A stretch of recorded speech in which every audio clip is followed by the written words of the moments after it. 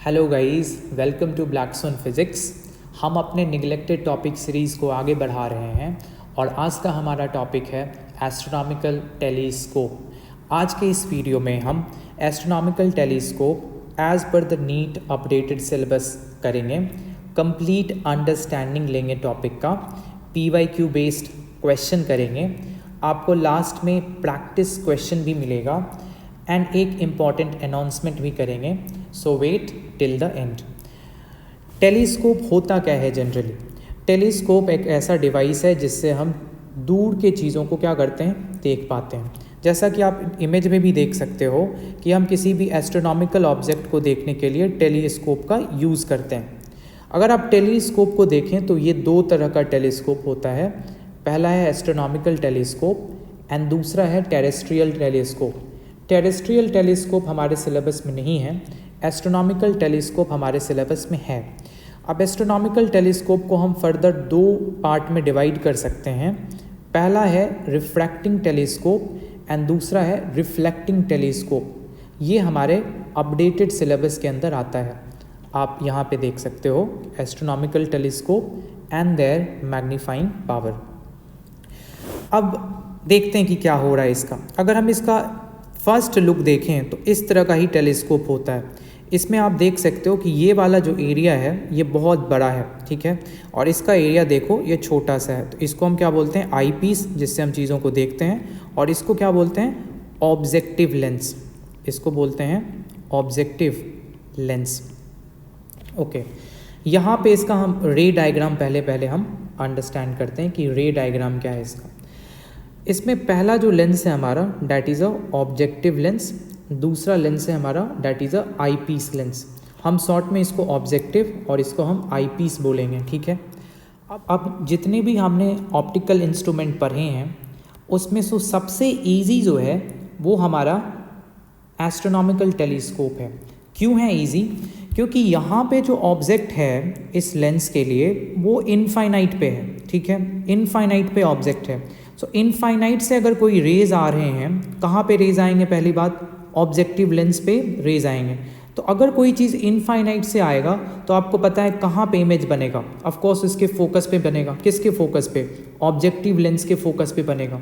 तो यहाँ पे ऑब्जेक्टिव लेंस के फोकस पे बन जाता है इसका इमेज। अब ये जो हमारा आई पीस है, ठीक है, ये आई पीस इस इमेज को क्या मानता है? एक ऑब्जेक्ट, ठीक है, और इस इमेज को जब ऑब्जेक्ट मानता है तो इसका ये अपना एक फाइनल इमेज ये लेंस भी बनाएगा, और ये इमेज जो फाइनल बन रहा है वो यहाँ पे बन रहा है, that is P dash, P double dash, Q double dash, और ये हमारे आइज के लिए फाइनल इमेज है, P double dash, Q double dash. तो हमारा जो आइज फाइनली इमेज को देखेगा that is a P double dash and Q double dash. हमारे आइज़ को जो फाइनल जो दिखेगा that is P double dash and Q double dash. अब आप इससे भी देख सकते हो कि जो ऑब्जेक्टिव लेंस का अपर्चर है एंड फोकल लेंथ है डैट इज़ अ लार्जर। आप देख सकते हो यहाँ पर ऑब्जेक्टिव लेंस जो है वो थोड़ा सा साइज़ में बड़ा है और आई पीस जो है वो साइज़ में छोटा है, इसलिए हमने लिखा है objective lens has a larger aperture and focal length. Question उठता है कि आखिर इसका अपर्चर क्यों लार्ज है? इसका अपर्चर लार्ज होने का रीज़न ये है कि अगर लार्ज अपर्चर होगा तो बहुत सारा लाइट रे क्या होगा, इसमें एंटर करेगा, और अगर बहुत सारा लाइट अगर रे एंटर करेगा तो बेटर क्वालिटी ऑफ इमेज आएगा, बेटर रेजोल्यूशन आएगा। तो इस कारण से हमारा इसका जो अपर्चर है वो ज़्यादा रहता है। सो अभी हमें यहाँ तक तो हमें ये पता चल गया कि बेसिक क्या होता है एस्ट्रोनॉमिकल टेलीस्कोप में। अब देखते हैं कि हमें इस टॉपिक में जो सवाल आएगा वो दो टाइप के सवाल आएंगे। पहला जो आएगा वो मैग्नीफाइंग पावर और मैग्निफिकेशन पे क्वेश्चन आएगा, एंड दूसरा जो क्वेश्चन आएगा that will be on basis of length of the astronomical telescope. So हम स्टार्ट करते हैं मैग्नीफाइंग पावर से। Magnifying power is angle subtended by final image on eyes with instrument divided by angle subtended by an object on unaided eyes। अब देखते हैं कि अगर किसी डिस्टेंट ऑब्जेक्ट से, डिस्टेंट प्लैनेट से अगर रेज आता है तो ये रेज जो है वो कहाँ पे मिलेंगे? ये कहाँ पे मिलेंगे? हमारे फोकस पे। किसके फोकस पे? ऑब्जेक्टिव लेंस के फोकस पे, ठीक है। अब ये जो जहाँ पे मिला ये किसी न किसी डिस्टेंस पे होगा, किससे, आई पीस से। तो ये जो डिस्टेंस जिस भी डिस्टेंस पे रहा वो क्या हो गया, object distance for eyepiece. अच्छा, ये जहाँ पे बन रहा है इमेज वो कहाँ पे बनेगा, फोकल लेंथ पे, इसीलिए मैंने भी नॉट क्या लिखा, F naught. V naught is what, image distance, वो कितना होगा, F naught. And what is F naught, focal length of objective. What is F E, focal length of eyepiece. अब एक चीज़ देखते हैं कि हमने पहला बात किया था कि angle subtended bye final image on eyes with instrument. अगर आप इंस्ट्रूमेंट के मदद से अगर देखेंगे तो जो फाइनल इमेज बन रहा है that is P double dash Q double dash. अगर यहाँ से अगर रेज को एक्सटेंड करें तो ये जो इमेज बन रहा है, ये जो एंगल बन रहा है, that angle is called angle of vision made by final image and let's call it beta, ठीक है, बीटा। अच्छा, जब ये नहीं था, इंस्ट्रूमेंट नहीं था, तो ये डायरेक्ट रेज आ रहे थे इस तरह का, ये डायरेक्ट रेज आ रहे थे बहुत दूर से, इनफाइनाइट से। तो ये रेज जो आ रहे हैं कि यहाँ पे मिलके इधर सीधे जा रहे हैं, इस एंगल को हम बोलते हैं अल्फ़ा एंगल। और ये अल्फ़ा एंगल क्या है, angle of vision, angle subtended by object on unaided eyes, ठीक है। तो ये अल्फ़ा हमें समझ में आ गया और ये हमें बीटा समझ में आ गया। तो मैग्नीफाइंग पावर हम क्या लिख सकते हैं, बीटा अपॉन अल्फ़ा, ठीक है। अच्छा, हमें पता है कि बीटा जो एंगल है एंड अल्फ़ा जो एंगल है that is very very what, very very small angle होते हैं, वेरी वेरी स्मॉल एंगल होते हैं। अगर बहुत स्मॉल एंगल है तो tan beta and tan alpha can be written as what, beta and alpha. तो मैंने इसको क्या लिख दिया, tan बीटा, बीटा को क्या लिख दिया, tan बीटा, एंड अल्फ़ा को क्या लिख दिया, tan अल्फ़ा। अच्छा, tan बीटा क्या है देखते हैं। अगर आप tan बीटा देखो तो tan बीटा क्या लिख सकते हो आप, p double dash q double dash by ये डिस्टेंस लिख सकते हो, या नहीं तो p dash by q, p dash q dash by ये डिस्टेंस लिख सकते हो। और what is this distance, this is you E. तो इसीलिए मैंने tan जो बीटा लिखा है that is p dash q dash by U ई लिखा है। अच्छा, what is alpha angle, alpha angle जो लिख सकते हैं that is a p dash q dash divided by this angle, this length. What is this length, this is a F not. तो मैंने tan alpha जो लिखा है p dash q dash by F not लिखा है। अब यहाँ पे अगर हम पुट करते हैं वैल्यू को, p dash q dash by U E divided by p dash q dash by F not, p dash q dash cancel out हो जाएगा, F not by U E मिल जाएगा हमें। एक चीज़ हमेशा याद रखना है कि जो मैग्नीफाइंग पावर देते हैं उसका हम बस मैग्नीट्यूड लिखते हैं, तो इसीलिए हमने इसको मॉड में डाल दिया है। तो फाइनली हमें ये पता चल गया जो मैग्नीफाइंग पावर है that is F not divided by U E. And what is F not, F not is a focal length of objective lens and what is UE, UE is the object distance for eyepiece, ठीक है। दूसरी, so finally हमें जो याद रखना है, magnifying power is equals to F not by U E. दूसरा जो इम्पॉर्टेंट है that is the length of astronomical telescope. Length of telescope क्या होता है, length of telescope is distance between two lens. अच्छा, डिस्टेंस कितना होगा आप देख सकते हो कि डिस्टेंस कितना होगा, ये है हमारा एफ नॉट एंड ये है कितना यू ई। तो length is equals to simply F not plus U E, ठीक है। अब केस बाय केस हम देखते हैं। यहाँ से जब लाइट रे आ रहा है तो पहले तो इसने इमेज जो बना दिया that is a focus of objective lens. अब ये जो इमेज बना इसके लिए ऑब्जेक्ट होगा और ये इसका क्या हो गया, ऑब्जेक्ट डिस्टेंस, किसके लिए, आई पीस के लिए, जिसको मैं यू ई बोला था। ये यू ई कितना होना है, अगर इमेज फाइनली इन्फिनिटी पे बनना है तो ये यू ई होना चाहिए focal length of eyepiece. क्या यू ई जो कितना होना चाहिए, focal length of eyepiece. तो हमें ये पता चल गया कि यू ई कितना होना चाहिए, एफ ई, इस पर्टिकुलर कंडीशन के लिए। तो मैग्नीफाइंग पावर होता क्या है, F not by U E. तो सीधे F not divided by F E हमने पुट कर दिया, सिंपल मैग्नीफाइंग पावर हो गया। अच्छा, लेंथ क्या होगा, लेंथ क्या होगा, सिंपली देख लो, F not plus U E. U E कितना है इस कंडीशन में, डैट इज़ एफ ई। तो F not plus F E, ये हमारा पहला केस हो गया, बहुत ही ईजी है। केस टू हम देखते हैं।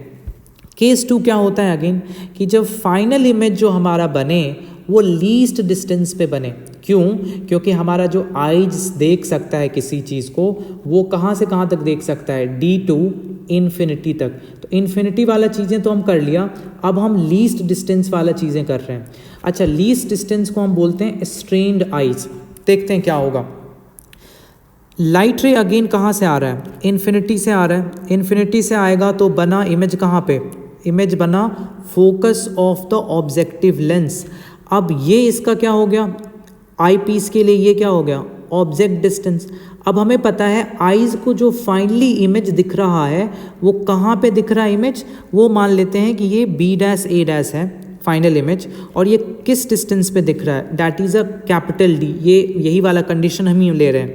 तो अगर कैपिटल D पे इमेज फाइनल इमेज दिख रहा है, ठीक है, हमें पता है क्या है, magnifying power is F0/UE। F0 तो हमें पता ही है, हमें फाइनली क्या कैलकुलेट करना है, UE। ओके, तो यहाँ पे हम आ जाते हैं, लेंस फार्मूला लगाते हैं फॉर आई पीस। क्या लिख सकते हैं lens formula, 1/VE minus 1/UE is equals to 1/FE। Okay, अच्छा VE क्या है, VE निगेटिव D होगा अगर हम साइन कन्वेंशन के साथ यूज़ करें, क्योंकि पीछे बन रहा है इमेज।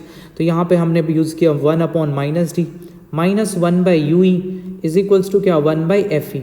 अगर यहाँ से आप देखो minus 1/UE is equals to 1/FE plus 1/D। यहाँ से अगर आप देखो तो minus 1/UE is equals to 1/FE plus 1/D। Mod अगर ले लूँ तो 1/UE कितना हो जाएगा, अगर मैं 1/FE को कॉमन ले लूँ तो क्या मैं लिख सकता हूँ 1 प्लस FE/D।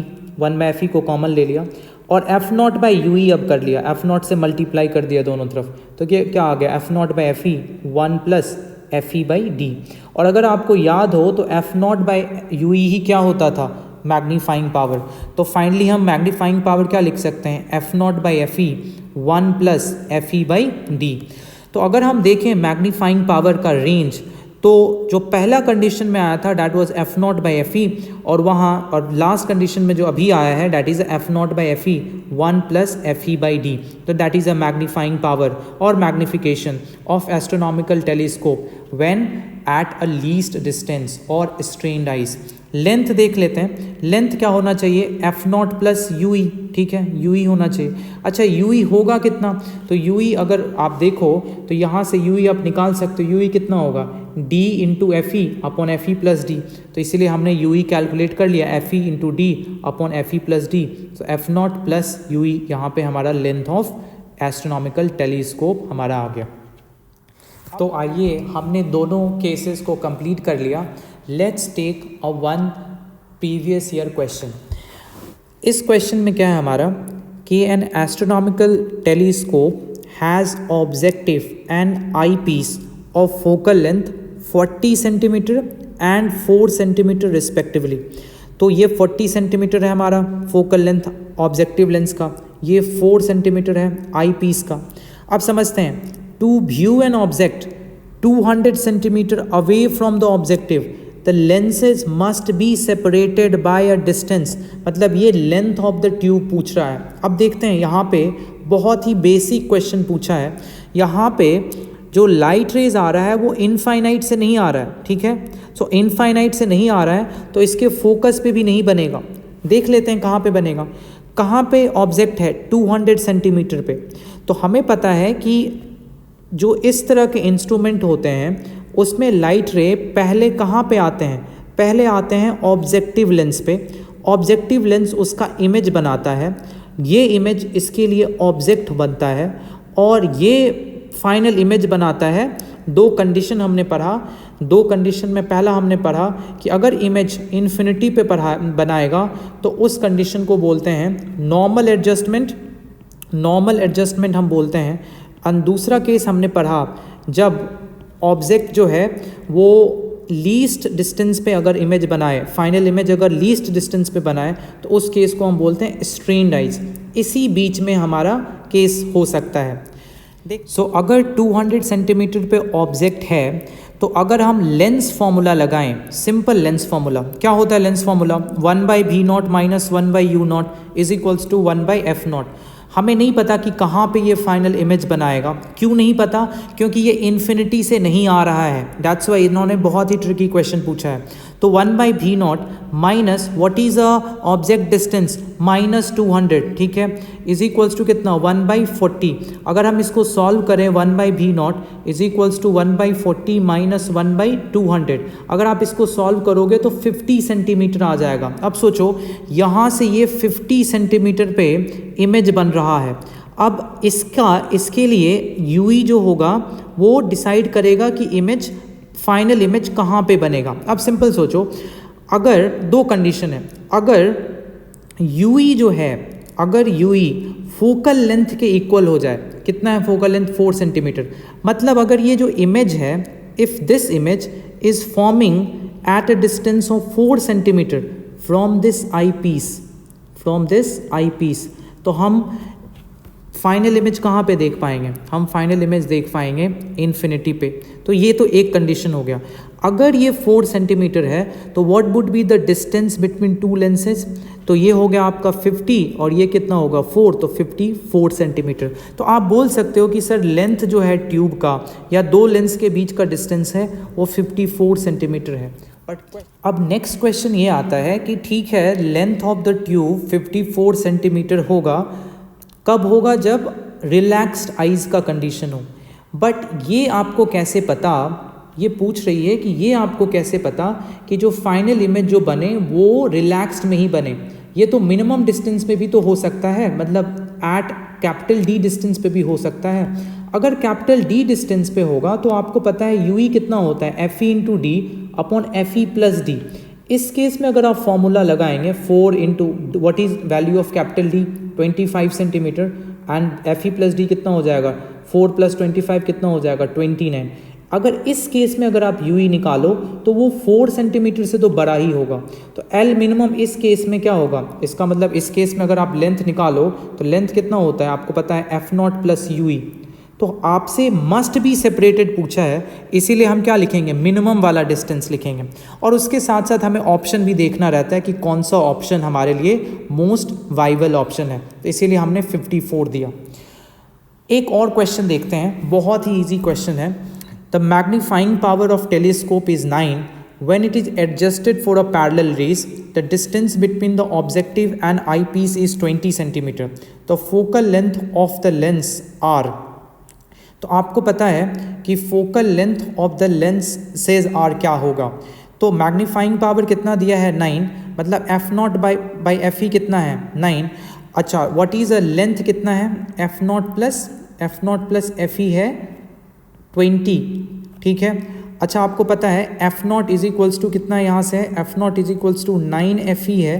तो यहाँ से अगर आप पुट कर दो 9 F E plus F E is equals to कितना 20, तो यहाँ से कितना आ गया F E is equals to 2 और f0 कितना हो जाएगा 18 सेंटीमीटर। तो ये बहुत ही इजी क्वेश्चन है। हम लास्ट क्वेश्चन ले रहे हैं, ये मैं चाह रहा था कि प्रैक्टिस क्वेश्चन के लिए दूं, बट आप अभी भी ट्राई कर सकते हैं इस क्वेश्चन को प्रैक्टिस क्वेश्चन में। तो इस क्वेश्चन में क्या है, a lens of large focal length and large aperture is best suited as an objective of an astronomical telescope since. अब मैंने बताया था स्टार्टिंग वीडियो में ही कि इसका हम अपर्चर क्यों ज़्यादा रखते हैं, क्योंकि बहुत ज़्यादा क्या आ सके, लाइट रेज आ सके, ज़्यादा अच्छा इमेज बन सके, ज़्यादा अच्छा रेजोल्यूशन बन सके। वही इसमें एक ऑप्शन में दिया है। तो इसमें अगर आप सही से पढ़ोगे तो इसका ऑप्शन क्या आएगा, ये ऑल ऑफ दीज ऑप्शन आ जाएगा। सो हमारा जो लास्ट टॉपिक है that is a reflecting telescope. Reflecting telescope का हम एक बार स्ट्रक्चर देख लेते हैं। इसमें हमारा पहला जो है that is a parabolic mirror. Parabolic mirror simply concave mirror यहाँ पे हमारा है, ठीक है, concave mirror. Concave mirror is a parabolic mirror. इसको आप ऑब्जेक्टिव मिरर भी कह सकते हो। इसका जो फोकल लेंथ है वो मैं बोल रहा हूँ f0।